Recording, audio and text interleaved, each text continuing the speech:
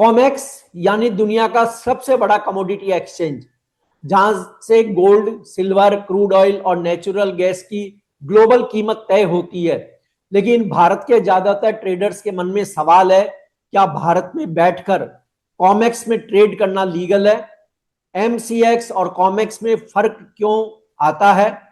Foreign broker से trade करना सुरक्षित है या नहीं? इस पर बात करेंगे पृथ्वी फिनमार्ट के कमोडिटी डायरेक्टर मनोज कुमार जैन से। मैं हूं कमल शर्मा। मनोज जी, आपका स्वागत है मोलतोल में। नमस्कार कमल जी। जी नमस्कार। मनोज जी, मोलतोल के काफी दर्शकों ने एक सवाल पिछले दिनों छोड़ा है कि क्या भारत में बैठकर हम कॉमेक्स में ट्रेड कर सकते हैं या नहीं, या उसके क्या तरीके हैं। तो हाल के दिनों में जो, पहले तो हम एक सवाल इस पे आ जाएं कि हाल के दिनों में जो गोल्ड सिल्वर में तेज उतार चढ़ाव दिखा, उसमें कॉमेक्स से कितना कनेक्शन है? नमस्कार कमल जी, सबसे पहले तो आपका धन्यवाद शो में बुलाने के लिए। जहां तक भारत में जो ट्रेड होता है, जो एमसीएक्स यहाँ पे सबसे बड़ा एक्सचेंज है नॉन एग्री कमोडिटीज का, स्पेशली अगर हम मेटल्स, एनर्जी और इंडस्ट्रियल मेटल की बात करें तो यहाँ पे जो सोना चांदी और कच्चे तेल और नेचुरल गैस के जो कॉन्ट्रैक्ट है वो इंटरनेशनल मार्केट के हम कह सकते हैं कि पैरिटी वाले कॉन्ट्रैक्ट है। इंटरनेशनल मार्केट में जो कॉमेक्स एक्सचेंज में सोने और चांदी के भाव चलते हैं उसी के प्राइस को यहाँ पे हम कह सकते हैं कि एक मिरर प्राइस लेकर के भारतीय बाजारों में जो है सोने और चांदी के प्राइस रिफ्लेक्ट होते हैं। उसी तरह से इंटरनेशनल मार्केट में जो एनर्जी की जो एक्सचेंज है नाइमेक्स, वहां पे कच्चे तेल और नेचुरल गैस के जो प्राइसेस वहां पे होते हैं वही उसी के मिरर रेट जो है भारत में एमसीएक्स के ऊपर चलते हैं। कभी कभी हम देखते हैं कि यहाँ पे जो प्रीमियम और डिस्काउंट का अंतर इंटरनेशनल मार्केट जो एक बेस एक्सचेंज है जिसके भाव के आधार पर भारतीय बाजारों में चीजें ट्रेड होती है, चाहे वो सोना चांदी हो, नेचुरल गैस हो या कच्चा तेल हो, लेकिन कभी कभी हम देखते हैं कि मार्केट वहां पे एक डिस्काउंट या प्रीमियम क्रिएट कर देता है। तो उसके पीछे की जो मुख्य वजह है वो जिस एक्सचेंज में हम ट्रेड कर रहे हैं, जैसे अगर हम मैं भारत के एमसीएक्स के रेफरेंस में बात करूं, अगर यहाँ पे सोने और चांदी के बाजारों में इंटरनेशनल मार्केट से अगर प्रीमियम चल रहा है तो उसके पीछे मुख्य वजह यह है कि भारतीय बाजारों में जो ट्रेडर्स हैं या जो निवेशक हैं या जो बड़े हम कह सकते हैं कि जो एचएनआई निवेशक हैं, उनकी डिमांड यहाँ पे ज्यादा देखने को मिल रही है। तो कहीं ना कहीं जो मांग और आपूर्ति का जो फंडा, जो कि इकोनॉमिक्स का एक सबसे बड़ा फंडा है, वह भी यहाँ पे कीमतों की प्रीमियम और डिस्काउंट को निर्धारित करने में एक महत्वपूर्ण भूमिका निभाता है। तो जब मार्केट में कभी अगर प्रीमियम आ जाती है इंटरनेशनल मार्केट बेस एक्सचेंज होने के बावजूद, तो उसके पीछे सबसे बड़ा लॉजिक ये होता है कि आपके घरेलू बाजार में उस कमोडिटी की जो मांग है वो आपूर्ति की तुलना में ज्यादा है। इसी तरह से अगर वहां पे डिस्काउंट आता है तो ये समझना चाहिए कि आपके वहां पे सप्लाई ज्यादा है और डिमांड कम है। तो उसके चलते हम देखते हैं कि बाजारों में कई बार प्रीमियम और डिस्काउंट किसी भी कमोडिटी में, और वह उसी केस में आता है जब वहां पे जो उठापटक है बाजारों में वो ज्यादा होती है। अगर मार्केट एक नॉर्मल रेंज में चलते हैं, चाहे इंटरनेशनल मार्केट हो या घरेलू बाजार हो, तो फिर वहां पे इतनी बड़ी मात्रा में प्रीमियम डिस्काउंट देखने को नहीं मिलता है। लेकिन जब बाजारों में उठापटक जरूरत से ज्यादा होती है तो फिर वहां पे जो है रेफरेंस मार्केट से जो डोमेस्टिक मार्केट है उसमें प्रीमियम और डिस्काउंट जो है कमोडिटीज में देखने को मिल सकते हैं। कमल जी। जी मनोज जी, तो भारत में बैठा रिटेल ट्रेडर सीधे कॉमेक्स में ट्रेड कर सकता है या नहीं? देखिए, यहाँ पे अभी तक कॉमेक्स एक्सचेंज में भारत के लोगों को ट्रेड अलाउ नहीं था, लेकिन भारत सरकार ने जो रिजर्व बैंक ऑफ इंडिया है उसके अंतर्गत वहां पे जो फॉरेन एक्सचेंज मैनेजमेंट एक्ट, जो फेमा जिसको हम बोलते हैं, उसमें बदलाव करके कुछ लिमिट तक, तय सीमा तक वहां पे जो घरेलू जो निवेशक हैं उनको अंतर्राष्ट्रीय बाजारों में ट्रेड करने के लिए अलाउ किया। तो इसमें जो भी इसमें सारे ब्रोकर जो है वो अंतर्राष्ट्रीय बाजारों में ट्रेड करने के लिए अलाउ नहीं है। जो इंटरनेशनल मार्केट में रजिस्टर्ड है ब्रोकर और जिनको रिजर्व बैंक ऑफ इंडिया और भारत सरकार ने ऐसे ट्रेड करने की परमिशन दी है, उन ब्रोकर के यहाँ पे क्लाइंट जो है अपना रजिस्ट्रेशन करवा के जो रिजर्व बैंक ऑफ इंडिया की तय सीमा है, जो कि अभी $2,50,000 प्रति वर्ष है, उस तय सीमा में जो है वो इंटरनेशनल मार्केट पर रजिस्टर्ड भारतीय ब्रोकरों के माध्यम से ट्रेड कर सकता है। इसमें यह बहुत ही मुख्य ध्यान रखने वाली चीज है कि कोई भी ब्रोकर जिसके साथ भारत का कोई भी निवेशक या ट्रेडर ट्रेड कर रहा है, वो अंतरराष्ट्रीय एक्सचेंज में रजिस्टर्ड होने के साथ साथ भारत सरकार और रिजर्व बैंक ऑफ इंडिया से परमिटेड भी होना चाहिए। अगर वहां पे अगर भारत सरकार और रिजर्व बैंक ऑफ इंडिया की परमिशन के बिना अगर आप किसी ब्रोकर के साथ ट्रेड कर रहे हैं, भले ही वो इंटरनेशनल मार्केट में रजिस्टर्ड है, तो वह जो ट्रेड है वो फेमा गाइडलाइन के अगेंस्ट होगा और उसमें आपको पेनल्टी और सजा का प्रावधान किया गया है। तो इस चीज का विशेष तौर पर ध्यान रखना चाहिए। जी, ये आपने जो आरबीआई की एलआरएस स्कीम है उसके तहत ट्रेडिंग में क्या क्या सावधानियां और बरतना जरूरी होता है?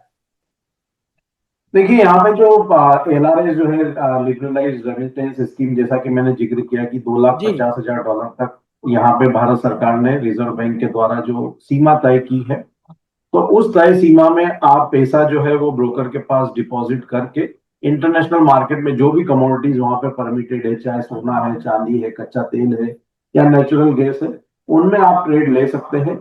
लेकिन यहाँ पे विशेष तौर पे ध्यान रखना चाहिए कि इंटरनेशनल मार्केट में जो भी ट्रेड होता है वो डॉलर टर्म्स में होता है और भारतीय बाजारों में हम जो भी ट्रेड करते हैं वो रुपये में करते हैं। तो जब आप इंटरनेशनल मार्केट में ट्रेड करने जाते हैं तो वहां पे आपका करेंसी का रिस्क भी जो है वह ओपन होता है।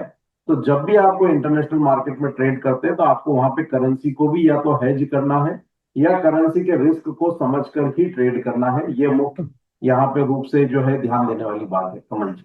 जी, अब मनोज जी, आपने एमसीएक्स और कॉमेक्स नाइमेक्स के प्राइस में जो अंतर है उस पर तो आपने बताया, लेकिन हाँ, इसमें ट्रेडर कैसे फंस जाता है, क्योंकि ये भी घटनाएं सामने आई है। देखिए, यहाँ पे क्या होता है कि इंटरनेशनल मार्केट में सामान्यतः अगर मैं भारत के रेफरेंस में बात करूं, अगर सोने का ही हम उदाहरण लें, तो हमारे यहाँ पे 10 ग्राम की लॉट भी है, 1 ग्राम की भी है, 8 ग्राम की है, 100 ग्राम की है, 1 किलो की है। चांदी की बात करें तो 1 किलो की है, 5 किलो की है, 30 किलो की है। मतलब काफी छोटे डिनोमिनेशन के कॉन्ट्रैक्ट जो है ट्रेडर्स को यहाँ पे ट्रेड करने के लिए उपलब्ध होते हैं। लेकिन इंटरनेशनल मार्केट में जब आप ट्रेड करने जाते हैं तो वहां पे जो लॉट साइजेस है वो भारत के कॉन्ट्रैक्ट के कंपैरिजन में काफी बड़े होते हैं। तो एक तो सबसे बड़ी चीज कि वहां पे आपकी जो पोजीशन है वो बड़ी हो जाती है और जो मूवमेंट है इंटरनेशनल मार्केट में वो भारत के रेफरेंस में थोड़ा ज्यादा देखने को मिलता है। जब हम वॉलेटिलिटी ज्यादा देखते हैं, अभी अगर हम कल का ही एग्जांपल लें तो वहां पे इंटरनेशनल मार्केट में हमने चांदी की कीमतों में लगभग 17-18% की मूवमेंट एक सिंगल डे में आते हुए देखी।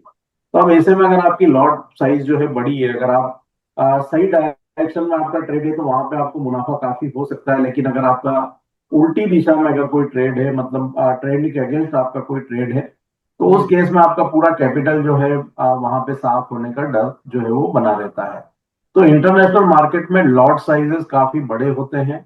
दूसरा, मूवमेंट जो है वो डॉलर में होता है। तीसरा, वॉलेटिलिटी काफी ज्यादा रहती है। तो उसी को देखते हुए छोटे ट्रेडर को वहां पे ट्रेड को मैनेज करने में काफी परेशानियों का सामना करना पड़ता है, कमेंट। जी, तो मनोज जी, क्या विदेशी ब्रोकर के जरिए ट्रेड करना लीगल लेकिन रिस्की है? देखिए, यहाँ पे कुछ जो इंटरनेशनल ब्रोकर्स हैं, जैसे अगर मैं उदाहरण के तौर पे कहूँ तो यहाँ पे जो एक जो ब्रोकर का हम नाम लें तो इंटरनेशनल जो ब्रोकर हैं उनको यहाँ पे परमिशन भारत में दी गई है ट्रेड करने के लिए। तो यहाँ पे आप अगर वो रजिस्टर्ड ब्रोकर के माध्यम से अगर कोई ट्रेड कर रहे हैं तो वो भारत सरकार और रिजर्व बैंक के अनुसार परमिटेड है। मुख्य बात यहाँ पे ध्यान रखने वाली ये है कि आपका जो ट्रेड का पोजीशन है वो लिवरेज नहीं होना चाहिए, क्योंकि वहां पे जो मार्केट है 23 घंटे चलती है। भारत में हम देखते हैं कि सुबह 9 बजे मार्केट ओपन होती है और रात को 11:30 बजे और सन आउटेज के दरमियान 11:55 पे बंद हो जाती है। लेकिन इंटरनेशनल मार्केट में लगभग 23 घंटा मार्केट जो है ओपन रहता है। जब आप सो जाते हैं उसके बाद भी आपकी पोजीशन जो है वो ओपन रहती है। तो एक ये बड़ी चीज है जो ध्यान देने वाली रहती है और उसमें आपका रिस्क का जो एक्सपोजर है वो काफी बड़ी मात्रा में रहता है। तो इसका अपने को विशेष तौर पर ध्यान देना जो है जरूरी है। दूसरा, आपका कैपिटल जो है इंटरनेशनल ट्रेड के मुकाबले $2,50,000, तो वो कोई बहुत बड़ा फंड जो है वो होता नहीं है। तो उसको ध्यान में रखते हुए भी वहां पे थोड़ी रिस्क जो है एक्सपोजर हम कह सकते हैं कि वो ज्यादा रहता है। इंटरएक्टिव ब्रोकर करके एक इंटरनेशनल ब्रोकर है जिनको यहाँ पे परमिशन है तो वहां पे आप इंटरनेशनल मार्केट में उनके द्वारा मार्केट को एक्सेस कर सकते हैं। कुछ एनआरआईज को कमल जी यहाँ पे जो गिफ्ट सिटी में जो हमारा एक्सचेंज है, इंटरनेशनल एक्सचेंज है, वहां पे भी एनआरआईज को जो है वहां पे ट्रेड करने की परमिशन इंटरनेशनल एक्सचेंजेस में है। तो वहां पे भी जो है आप जो ब्रोकर गिफ्ट सिटी में लिस्टेड है और जो इंटरनेशनल एक्सचेंजेस में रजिस्टर्ड है, और अगर आपका स्टेटस एनआरआई का है, तो आप तय सीमा के अनुसार वहां भी अपना अकाउंट ओपन करवा के और इंटरनेशनल मार्केट में ट्रेड ले सकते हैं। काफी सारे जो ब्रोकर्स हैं वो इंटरनेशनल जो एक्सचेंज रजिस्टर्ड ईटीएफ जो है, चाहे वो मेटल के ईटीएफ हो या बुलियन के हो या इंटरनेशनल एक्सचेंजेस के इंडेक्स के जो ईटीएफ हो, उनमें भी ट्रेड की परमिशन यहाँ पे भारतीय निवेशकों को उपलब्ध करवाते हैं। तो निवेशक वहां पे अगर डायरेक्ट उस मेटल में अगर ट्रेड ना करना चाहें, तो इंटरनेशनल ईटीएफ के माध्यम से भी जो इंटरनेशनल मार्केट में ट्रेड कर सकते हैं। लेकिन यहाँ पे मुख्य रूप से ध्यान देने वाली बात वही है कि आपको आपके करेंसी के एक्सपोजर का ध्यान रखना है, रिजर्व बैंक और भारत सरकार के नियमों का पूरी तरह से पालन करना है, इंटरनेशनल मार्केट की वॉलेटिलिटी और इंटरनेशनल मार्केट के टाइमिंग को बड़े सावधानी पूर्वक जो है समझना है, ताकि आपका जो भी रिस्क का एक्सपोजर है उसकी आपको पूरी जानकारी हो और आप वहां पे कोई भी बड़ा लॉस करने से बच सके। कमेंट जी मनोज जी, नए ट्रेडर्स के लिए कॉमेक्स सही है या पहले एमसीएक्स में एक्सपीरियंस लेना चाहिए? देखिए, जो शुरुआती जो निवेशक हैं यहाँ पे अगर ट्रेड करने के लिए आ रहे हैं, तो उनको भारत के बाजारों पे भरोसा करना चाहिए, क्योंकि यहाँ पे जो भारत में जो एक्सचेंज है रजिस्टर्ड भारत सरकार के द्वारा मिनिस्ट्री ऑफ फाइनेंस के अंतर्गत वहां पे परमिटेड है। साथ ही जो रेगुलेटर है स्ट्रॉन्ग सेबी, वो यहाँ पे सारे मार्केट को जो है गवर्न करता है। उसके बाद क्लियरिंग कारपोरेशन है जो आपके जितने भी ट्रेड होते हैं उसके सेटलमेंट की गारंटी देता है। तो भारत के एक्सचेंजेस में, जो कि भारत सरकार के द्वारा अधिकृत एक्सचेंज है और जो रेगुलेटर के द्वारा रेगुलेटेड है, तो वहां पे आपका जो भी ट्रेड आप करते हो उसके ट्रेड के सेटलमेंट की पूरी गारंटी होती है, मतलब वहां पे डिफॉल्ट का जोखिम नहीं होता है। तो वहां पे शुरुआती जो ट्रेडर हैं या निवेशक हैं उनको ट्रेड के लिए आना ज्यादा फायदेमंद है, क्योंकि इंटरनेशनल मार्केट में काफी ज्यादा बारीकियां होती है और वो एक आम साधारण निवेशक या जो शुरुआती निवेशक है उसको उन सारी चीजों की जानकारी नहीं होती है। तो उस लिहाज से अगर हम देखें तो इंटरनेशनल एक्सचेंजेस के मुकाबले जो भारत के जो एक्सचेंजेस है वो ट्रेड करने के लिए ज्यादा सुविधाजनक, आसान, और हम कह सकते हैं कि जब वहां भारत की करेंसी में ट्रेड हो रहा है तो काफी सुरक्षित भी है। और जैसा कि प्रधानमंत्री जी भी कहते आए हैं कि वोकल फॉर लोकल, जब हम भारत में रह रहे हैं तो यहाँ पे हमको ट्रेड इन इंडिया का भी जो है ध्यान रखना चाहिए। तो हर लिहाज से भारत के जो एक्सचेंज है वो ट्रेड करने के लिए काफी सुरक्षित है। तो निवेशक जो शुरुआती ट्रेडर है या निवेशक है, तो उनको भारत के एक्सचेंजेस में ट्रेड करना काफी आसान है। समझ जी, अब मनोज जी अंतिम सवाल की आने वाले दिनों में क्या कॉमेक्स गोल्ड सिल्वर में बड़ी मूवमेंट की संभावना दिखती है या नहीं? देखिए, कॉमेक्स गोल्ड सिल्वर में यहाँ लगातार बड़ी मूवमेंट जो है देखने को मिल रही है। इंटरनेशनल मार्केट में सोने की कीमतें $5,100 प्रति ट्राई आउंस के रिकॉर्ड स्तर को कल पार करती हुई नजर आई। चांदी की कीमतें $117 प्रति ट्राई आउंस के स्तर को पार करती हुई नजर आई। और जिस तरह से हम देख रहे हैं कि चांदी में जो शंघाई एक्सचेंज में कॉमेक्स से जो बड़ा प्रीमियम बना हुआ है, तो उसके चलते कॉमेक्स में भी बड़ी उठापटक देखने को मिल रही है। लेकिन वर्तमान परिदृश्य में अगर जो चांदी के ट्रेडर हैं तो उनको थोड़ी सावधानी बरतना जरूरी है। हमारा मानना है कि $120 से $125 प्रति ट्राई आउंस के दायरे में कॉमेक्स एक्सचेंज पे का पॉज जो है कीमतों में शॉर्ट टर्म के लिए देखने को मिल सकता है। तो जो निचले स्तरों से पोजीशन में लॉन्ग किए हुए हैं उनको यहाँ पे ऊपरी लेवल्स पर एक बार मुनाफा वसूली करने की सलाह रहेगी।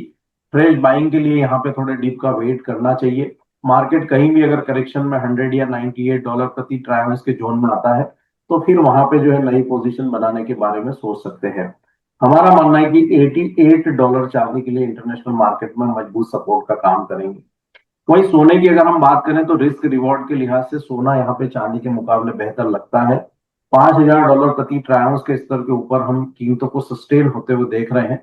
शॉर्ट टर्म में हमारा मानना है कि $5,350 प्रति ट्राई आउंस, और थोड़े से मीडियम टू लॉन्ग टर्म की अगर बात करें तो 5,500 से $5,600 प्रति ट्राई आउंस तक सोने की कीमतें इंटरनेशनल मार्केट में जा सकती है। तो अगर किसी को पोजीशन लेना है तो चांदी के मुकाबले वर्तमान परिदृश्य में सोना बेहतर लगता है रिस्क रिवॉर्ड के लिहाज से। हमारा मानना है कि सोने में अब यहाँ पे 5,100 से $5,000 का जो जोन है वो एक अच्छे कंसोलिडेशन का जोन रहेगा। और $4,880 सोने में एक मजबूत सपोर्ट क्लोजिंग बेसिस पर देखने को मिलेगा। तो यहाँ पे कोई भी डिप आता है 5,100 से $5,000 के रेंज में, तो वहां पे सोने में बाइंग की रणनीति बनाना चाहिए $4,880 के नीचे के स्टॉप लॉस से। ऊपर में शॉर्ट टर्म में 5,350 और मीडियम टू लॉन्ग टर्म में 5,500 से $5,600 प्रति ट्राई आवर्स तक के लक्ष्य जो है वहां लेकर के चल सकते जी मनोज जी, आपका कोई डिस्क्लेमर? हैं। सोने और चांदी के बारे में जो भी हमने इंटरनेशनल एक्सचेंजेस में डिस्कस किया, तो वहां पे मेरी कॉमेक्स मार्केट में कोई पोजीशन नहीं है। काफी सारे क्लाइंट्स जो हमारे साथ जुड़े हुए और जो रिसर्च को फॉलो करते हैं, हो सकता है कि उन लोगों की इसमें पोजीशन हो। कोई भी ट्रेडर या निवेशक कॉमेक्स एक्सचेंज में किसी भी प्रकार का सोने या चांदी या और कोई कमोडिटी में ट्रेड ले रहा है, तो उनको निवेश की बारीकी, रिस्क, जो मैनेजमेंट और वहां पे जो ट्रेड से रिलेटेड जो रेगुलेशन है उनको समझकर ही ट्रेड लेना चाहिए। और कोई भी अनऑथोराइज्ड और भारत सरकार के द्वारा जो रेगुलेटेड ब्रोकर या एक्सचेंज नहीं है, वहां पे ट्रेड नहीं लेना चाहिए। इसकी सावधानी विशेष तौर पर रखें। जी आपका धन्यवाद, शुक्रिया मनोज जी।